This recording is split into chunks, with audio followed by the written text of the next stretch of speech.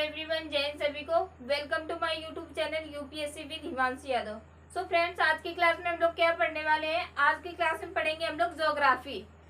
ठीक है, क्या पढ़ेंगे? तो ज्योग्राफी, यहाँ पे सब्जेक्ट डाल देती हूँ, इस पे इंक फिट नहीं है।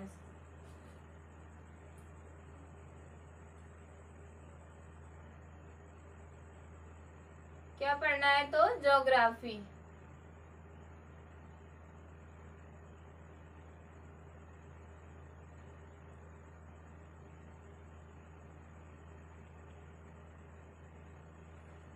अब ज्योग्राफी में मुझे कौन सा टॉपिक पढ़ाना है वो मैं सबसे पहले आप लोग को बता दूं।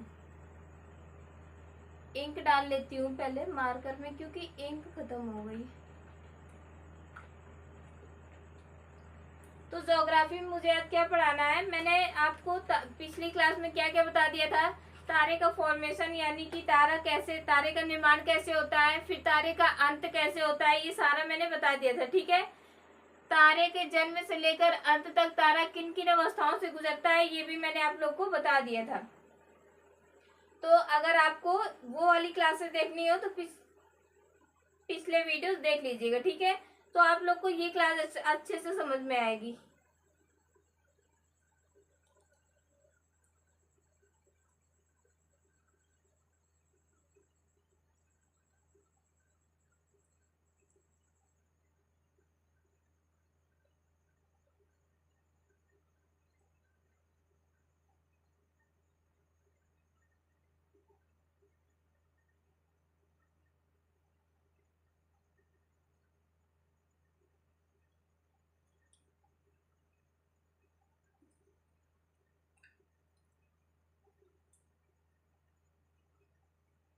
तो आज की क्लास में हम लोग को क्या पढ़ना है? जो लोग, सबसे पहले मैं ये बता दूं कि जो बच्चा ये क्लास देखेगा वो इस क्लास को देखने से पहले पिछली वीडियो जरूर देख लेगा। ठीक है, तभी आप लोग को ये क्लास अच्छे से समझ में आएगी। तो आज की क्लास में हम लोग क्या पढ़ने वाले हैं? आगे मुझे बताना है गैलेक्सी, यानी कि आकाशगंगा किसे कहते हैं। इसके बारे में ज्यादातर आप लोगों ने सुना होगा, ठीक है, लेकिन मालूम नहीं होगा आकाशगंगा क्या होती है। ठीक है, तो आकाशगंगा किसे कहते हैं? आकाशगंगा देखो क्या होती है, मैं आप लोग को समझाती हूँ।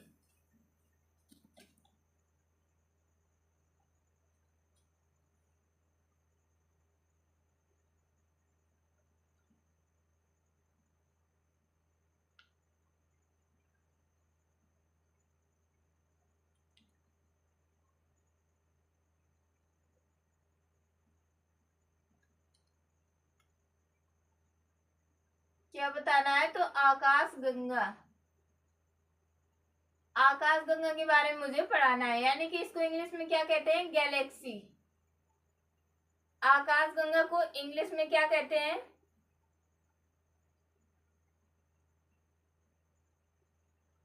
तो आकाशगंगा को इंग्लिश में कहते हैं गैलेक्सी। गैलेक्सी, ठीक है। अब देखो, जैसे मैंने आप लोग को क्या बताया था, सबसे पहले तारे के बारे में पढ़ाया था। तारा बनने से पहले क्या होता है, जब तारा बन जाता है उसके बाद क्या होता है, जब तारा वृद्धावस्था में पहुंचता है, जब प्रौढ़ावस्था में पहुंचता है तो क्या होता है। ठीक है, वो सारा मैंने पिछली वीडियो में बता रखा है, वो आप लोग देख लीजिएगा जाके। ठीक, अब हम लोग पढ़ने जा रहे हैं आकाशगंगा यानी गैलेक्सी। आकाशगंगा किसे कहते हैं? तो देखो, जैसे हम लोगों ने तारों के बारे में पढ़ा, तो उसके बाद तारों के बाद ही क्यों आकाशगंगा पढ़ रहे हैं? क्योंकि ये तारों से रिलेटेड है। ठीक है, क्यों? क्योंकि देखो, आकाशगंगा कहते किसे हैं? तो आकाशगंगा की परिभाषा में ये तारे का सबसे बड़ा रोल है। तारों के असंख्य समूह को, असंख्य यानी कि जिसको गिना ना जा सके, जिसकी कोई संख्या ना हो, ठीक है, उसको क्या कहते हैं? आकाशगंगा कहते हैं। तो तारों के असंख्य समूह को, यानी बहुत सारे तारे हो जहां पर, उसको क्या कह देंगे? आकाशगंगा कह देंगे। अब देखो, जैसे मैंने कहा, एक ये कोई तारा है, ठीक है, फिर उसके बाद ये तारा है, फिर उसके बाद ये तारा है, फिर उसके बाद ये तारा है। ऐसे करके हमारे पास कितने तारे हैं? असंख्य तारे हैं, बहुत सारे, जिनको हम लोग गिन नहीं सकते। उसको मिला के क्या कह देते हैं? आकाशगंगा यानी कि गैलेक्सी कहते हैं। क्या कहते हैं? आकाशगंगा यानी कि गैलेक्सी कहते हैं। तो आप लोग हेडिंग डाल के लिख लीजिएगा, आकाशगंगा हेडिंग डालिए, उसके बाद लिखिए तारों के असंख्य समूह को आकाशगंगा कहते हैं। क्या होता है? तारों के असंख्य समूह को आकाशगंगा कहते हैं। अब उसके बाद देखो, ये जो गैलेक्सी होती है यानी कि आकाशगंगा, इसके मध्य भाग को क्या कहते हैं? बल्ज कहते हैं। इसके केंद्र के भाग को क्या कहते हैं? इसके केंद्र को बल्ज कहते हैं। गैलेक्सी के मध्य भाग को यानी कि गैलेक्सी के बीच के यानी केंद्र के भाग को क्या कहते हैं? बल्ज। बल्ज इंग्लिश में भी बल्ज ही होता है और हिंदी में भी क्या होता है? बल्ज। तो आकाशगंगा के केंद्रीय भाग को क्या कहते हैं? ये क्वेश्चन आ चुका है वन लाइनर में। वन लाइनर एग्जाम जो होते हैं उनमें ये क्वेश्चन आ चुका है कि आकाशगंगा के केंद्र को क्या कहते हैं? तो बल्ज कहते हैं। अब उसके बाद जो तारे होते हैं जो वृद्धावस्था में पहुंच जाते हैं, बिल्कुल ही जो मरने की अवस्था में पहुंच जाते हैं, वो किसमें इनका अंत होता है जाके? तो आकाशगंगा के बल्ज में ही होता है। जब तारों का अंत होता है वो किस में जाकर होता है? आकाशगंगा के बल्ज में। और तारों का अंत किसके रूप में होता है? तो ब्लैक होल के रूप में होता है। ठीक है, मैंने आप लोग को बताया था कि जब तारा ब्लैक होल बन जाता है, लास्ट अवस्था में जाके क्या बनता है? Black hole. तब वो चमकना छोड़ देता है और उधर काला वामन और जो श्वेत वामन बनते हैं वो भी चमकना छोड़ देते हैं। ठीक है, जो ब्लैक होल होता है वो काला वामन और श्वेत वामन, white dwarf and black dwarf को अपनी ओर खींच लेता है गुरुत्वाकर्षण के कारण, क्योंकि इसका ब्लैक होल का घनत्व तो बहुत ही ज्यादा होता है, इसलिए ये क्या करता है? खींच लेता है किसको? श्वेत वामन और काला वामन को अपनी ओर। और ब्लैक होल का अंत किस में होता है जाकर? तारे का अंत किस में होता है जाकर? तो आकाशगंगा के बल्ज में। और किसके रूप में होता है? तो ब्लैक होल के रूप में। तारा अंत अवस्था में जाकर क्या बनता है? ब्लैक होल, या फिर क्या बनेगा? श्वेत वामन या काला वामन। मैंने आप लोग को पिछली वीडियो में बताया था कि अगर लाल दानों का द्रव्यमान सूर्य के द्रव्यमान की 1.5 गुना से बड़ा हुआ, लाल दानों का द्रव्यमान सूर्य के द्रव्यमान की 1.5 गुना से बड़ा हुआ, तो तारा क्या बनेगा? अभिनव तारा बनेगा। उसके बाद न्यूट्रॉन पल्सर क्वेसर बनेंगे। उसके बाद बनेगा ब्लैक होल। ये मैंने आप लोग को बताया था। और अगर सूर्य के द्रव्यमान की 1.5 गुना से छोटा हुआ लाल दानव, तो क्या बनता है? तो श्वेत वामन बनता है। श्वेत वामन जब चमकने छोड़ देता है तो काला वामन बनता है। और जो ब्लैक होल होता है वो श्वेत वामन और काला वामन को अपनी ओर खींच लेता है। ठीक है, तो तारे का अंत कहाँ पर होता है? आकाशगंगा के केंद्र में होता है। यानी मरे हुए तारे कहाँ पर पाए जाते हैं? आकाशगंगा के केंद्र में पाए जाते हैं।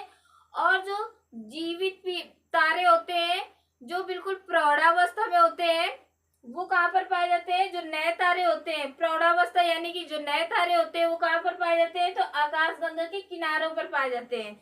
जो नए तारे होते हैं वो कहाँ पर पाए जाते हैं? तो आकाशगंगा के किनारों पर। जैसे कि हो गई आकाशगंगा।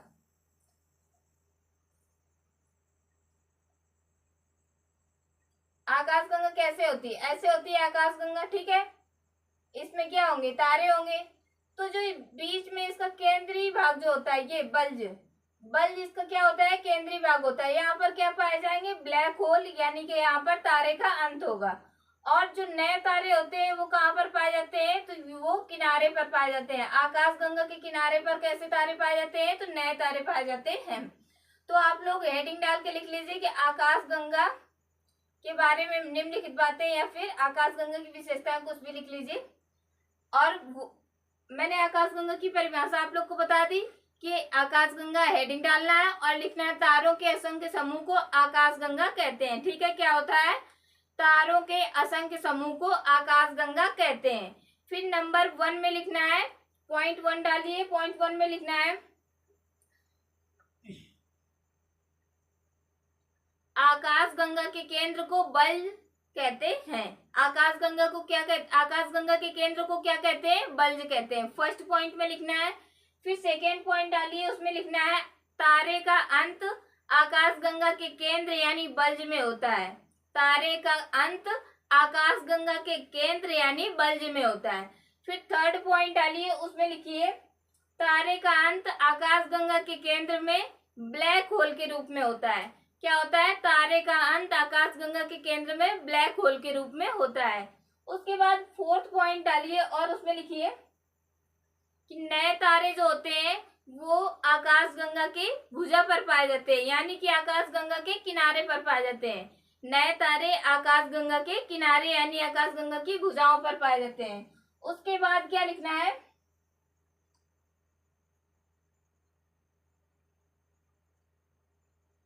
कि जैसे जैसे तारों की अवस्था बढ़ती जाती है, तारे केंद्र की ओर जाने लगते हैं। किसके केंद्र की ओर? तो आकाशगंगा के केंद्र की ओर। और जैसे ही केंद्र में पहुंचते हैं तो तारों का अंत हो जाता है। किसके रूप में होता है? तो ब्लैक होल के रूप में तारों का अंत हो जाता है। ठीक है, इतना आप लोग को समझ में आ गया। तो ये किनारे पर क्या है? किनारे पर ये न्यू स्टार यानी कि नए तारे हैं। किनारे पर ये क्या है? नए तारे।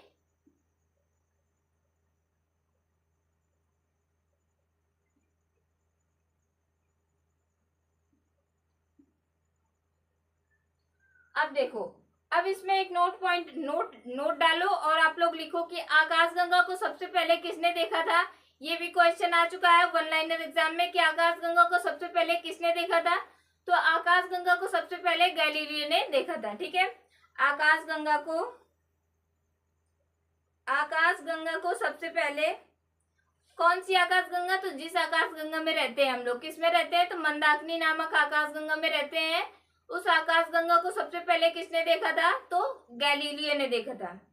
अब उसके बाद देखो, जैसे ये हमारी एक आकाशगंगा है। ठीक है, एक आकाशगंगा है, तो ब्रह्मांड में ऐसे ही जाने कितनी आकाशगंगाएं होंगी। देखो, ब्रह्मांड में बहुत सारे तारे हैं और तारे किसमें है? तो आकाशगंगा में है, तो बहुत सारी आकाशगंगाएं भी होंगी। ठीक है, ब्रह्मांड में असंख्य आकाशगंगाएं, कितनी? असंख्य, यानी कि इनको गिना नहीं जा सकता है। ऐसा कहते हैं कि ब्रह्मांड में लगभग कह सकते हैं, एग्जैक्ट वैल्यू कोई नहीं बता सकता। ठीक है, तो आकाशगंगा में लगभग कितने? 100 अरब आकाशगंगाएं हैं और प्रत्येक आकाशगंगा में लगभग 100 अरब तारे हैं। क्या कहा जाता है कि प्रत्येक आकाशगंगा में लगभग 100 अरब तारे हैं। कितने अरब तारे हैं? 100 अरब तारे हैं।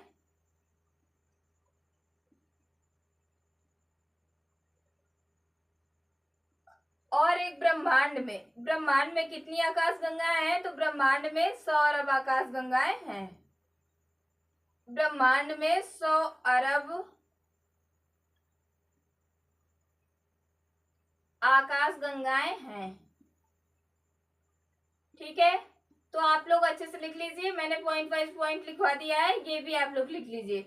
अब आप लोग को क्या लिखना है? अगला पॉइंट डालना है। उसमें लिखना है कि ब्रह्मांड में असंख्य आकाशगंगाएं हैं, या फिर ऐसा कह सकते हैं कि ब्रह्मांड में लगभग 100 अरब आकाशगंगाएं हैं। क्या लिखना है आपको? ब्रह्मांड में लगभग 100 अरब आकाशगंगाएं हैं और प्रत्येक आकाशगंगा में लगभग 100 अरब तारे हैं। क्या लिखना है? ब्रह्मांड में लगभग 100 अरब आकाशगंगाएं हैं और प्रत्येक आकाशगंगा में लगभग कितने अरब तारे हैं? 100 अरब तारे हैं। ठीक है, अब देखो आगे क्या पढ़ना है आप लोग को। आकाशगंगा आप लोगों ने पढ़ लिया, किसको कहते हैं, समझ भी लिया। और एक चीज, मेन चीज रह गई, आकाशगंगा का आकार कैसा होता है? तो आकाशगंगा का आकार कैसा होता है? सर्पिलाकार होता है। सर्पिलाकार मतलब कैसा हो गया? आकाशगंगा का आकार ऐसा होता है, सर्पिलाकार। बिल्कुल ऐसे गोल नहीं होता है। आकाशगंगा का आकार कैसा होता है? तो सर्पिलाकार होता है, ऐसे। सर्पिलाकार किसको बोलते हैं? ऐसे देखना, मैं बना रही हूँ अभी यहाँ पर सर्पिलाकार।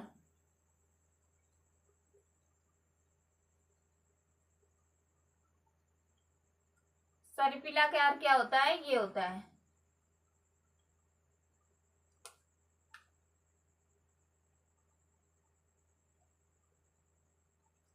आकाशगंगा हमारी बिल्कुल गोल नहीं होती है, कैसी होती है? सर्पिलाकार होती है। आकाशगंगा के किनारों पर क्या पाए जाते हैं? तो नए तारे, बीच में ब्लैक होल पाए जाते हैं यानी मरे हुए तारे, और ब्रह्मांड में पूरे 100 अरब आकाशगंगाएं हैं लगभग, और प्रत्येक आकाशगंगा में लगभग 100 अरब तारे हैं।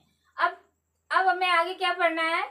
मैंने ये भी पढ़ लिया, आप लोगों ने ये भी पढ़ा दिया मैंने कि आकाशगंगा का आकार कैसा होता है? सर्पिलाकार होता है। उसके बाद हम लोग को पढ़ना है सुपर क्लस्टर किसे कहते हैं। तो 3 आकाशगंगाओं के समूह को क्या कहते हैं? सुपर क्लस्टर कहते हैं। जैसे आप लोग ऐसे देखो, एक ही आकाशगंगा है, उसके बाद अब थोड़ी सी छोटी बनानी पड़ेगी आकाशगंगा, अपनी थोड़ी कैसी करनी पड़ेगी? छोटी।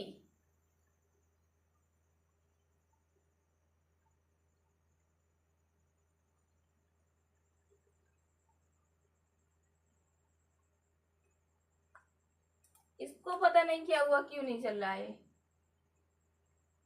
ये क्या है, आकाश गंगा है, ठीक है। और एक ये आकाश गंगा है, उसके बाद एक मैं यहाँ पे बना देती हूँ, ये आकाश गंगा है, ठीक है। वैसे हम लोग को बनाना पड़ेगा अलग तरीके से, क्योंकि मैं सीक्वेंस में पढ़ाऊंगी जैसे उसमें दिया हुआ है, ठीक है। एक मान लो ये आकाश गंगा है, उसके बाद एक ये आकाश गंगा है, तो बीच 3 आकाश गंगाओं को क्या कहते हैं, सुपर क्लस्टर कहते हैं। तो सुपर क्लस्टर, ये भी क्वेश्चन आ चुका है, 3 आकाश गंगाओं को क्या कहते हैं, सुपर क्लस्टर कहते हैं। या फिर सुपर क्लस्टर किसे कहते हैं, तो ऑप्शन में होगा 3 आकाश गंगाओं के समूह को सुपर क्लस्टर कहते हैं, या फिर 3 तारों के समूह को सुपर क्लस्टर कहते हैं, या फिर तारामंडल को सुपर क्लस्टर कहते हैं, ठीक है, या फिर नक्षत्र के समूह को सुपर क्लस्टर कहते हैं। तो ऐसा कुछ नहीं है, क्या है, 3 आकाश गंगाएं मिलकर क्या बनाती हैं, एक सुपर क्लस्टर बनाती हैं। 3 आकाश गंगाओं के समूह को क्या कहते हैं, सुपर क्लस्टर कहते हैं। अब देखो, जैसे आकाश गंगा है, तो जिस आकाश गंगा में हम रह रहे हैं या फिर जहां पर हम रह रहे हैं, तो वो भी तो कोई आकाश गंगा होगी। हम लोग किस आकाश गंगा में रहते हैं, तो मंदाकिनी नामक आकाश गंगा में रहते हैं, मंदाकिनी नामक आकाश गंगा में रहते हैं, ठीक है। इसको दुग्ध मेखला भी कहते हैं और इंग्लिश में मिल्की वे, ठीक। तो हम लोग किस आकाश गंगा में रहते हैं, हम लोग मंदाकिनी नामक आकाश गंगा में रहते हैं। हमारी आकाश गंगा का नाम क्या है, जिस आकाश गंगा में हम रहते हैं, तो मंदाकिनी नामक आकाश गंगा। अब उसके बाद जो सुपर क्लस्टर है, उसमें 3 आकाश गंगा है, कौन कौन सी, 3 आकाश गंगाओं के समूह को सुपर क्लस्टर कहते हैं। ये मंदाकिनी है, कौन सी है ये, तो मंदाकिनी। हमारी आकाश गंगा कौन सी है, मंदाकिनी। उसके बाद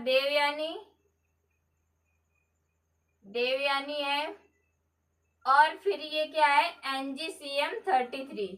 ये कौन सी आकाश गंगा है, NGCM 33।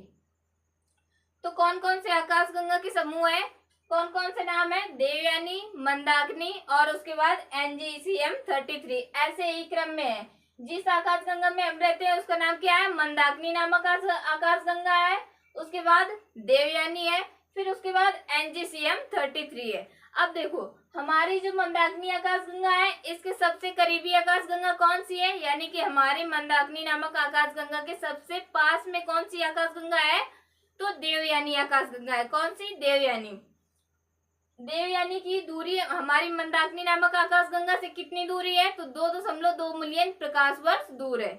देवयानी जो है वो हमारी आकाश गंगा से कितनी दूर है, देवयानी जो है वो हमारी आकाश गंगा से 2.2 मिलियन प्रकाश वर्ष दूर है। कितनी दूर है, तो 2.2 मिलियन प्रकाश वर्ष दूर है।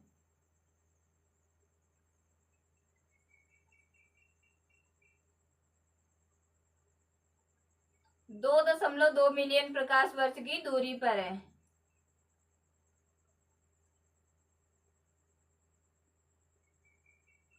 दो दशमलव दो मिलियन प्रकाश वर्ष की दूरी पर है, ठीक है। किसकी, प्रकाश वर्ष, 2.2 मिलियन प्रकाश वर्ष। और ये प्रकाश वर्ष क्या है, तो ये दूरी को मापने का एक मात्रक है, ठीक है। दूरी को मापने क्या है, मात्रक है। कितनी दूरी है, मंदाकिनी नामक आकाश गंगा, यानी हम जिस आकाश गंगा में रहते हैं उसका नाम क्या है, मंदाकिनी। और हमारे सबसे करीबी आकाश गंगा कौन सी है, देवयानी। और देवयानी हमसे कितनी दूरी पर स्थित है, तो 2.2 मिलियन प्रकाश वर्ष दूर है।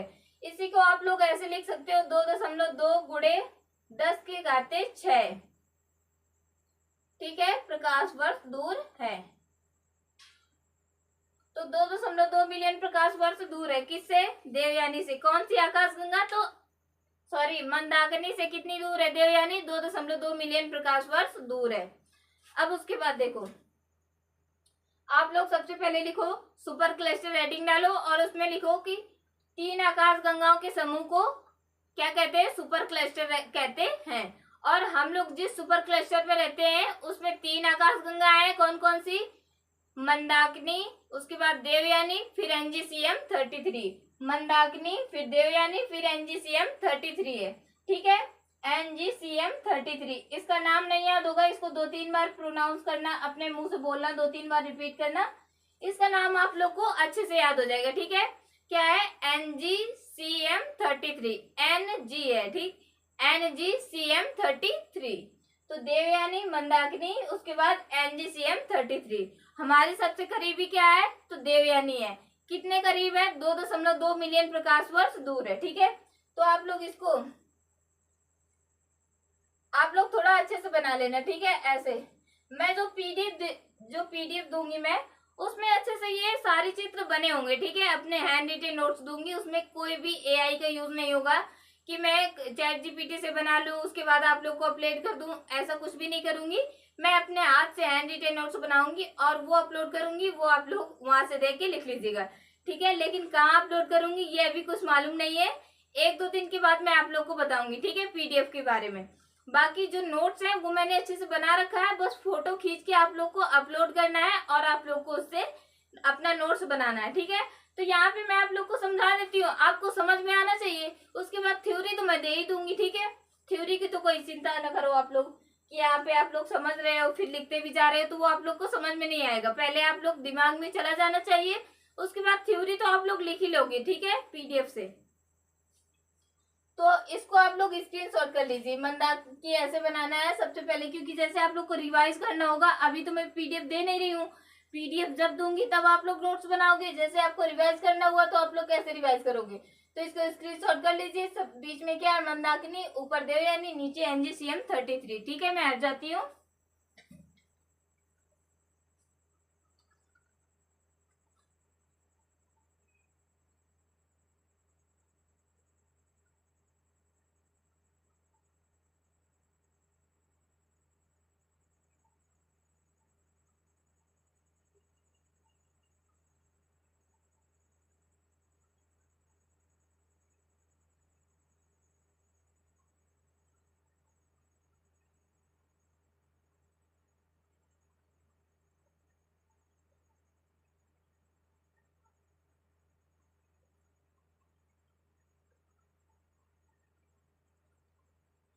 तो आप लोगों ने स्क्रीनशॉट कर लिया होगा। ठीक है, अब उसके बाद मैं आगे आप लोग को बताती हूँ।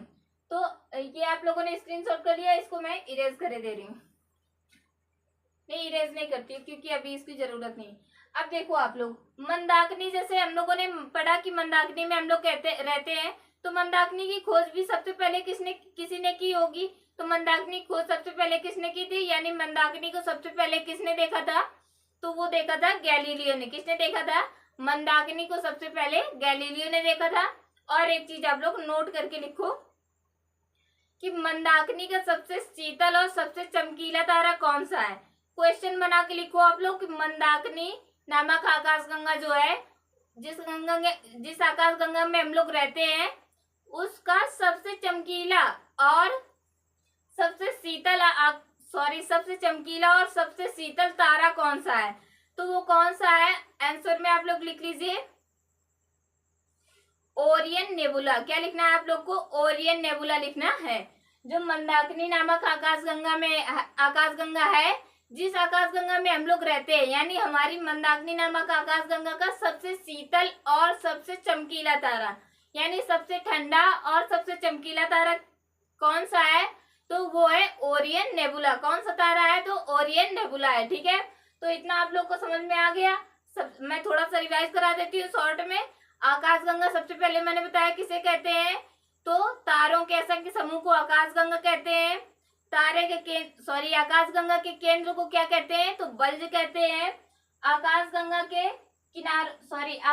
के किनारों पर कैसे तारे पाए जाते हैं? तो नए तारे पाए जाते हैं। आकाशगंगा के मध्य भाग में मरे हुए तारे पाए जाते हैं, यानी तारों का अंत कहाँ पर होता है? तो आकाशगंगा के मध्य भाग में होता है, यानी कि बल्ज में होता है। ठीक है, उसके बाद मैंने आप लोग को पढ़ाया सुपर क्लस्टर, यानी 3 आकाशगंगाओं के समूह को क्या कहते हैं? सुपर क्लस्टर कहते हैं।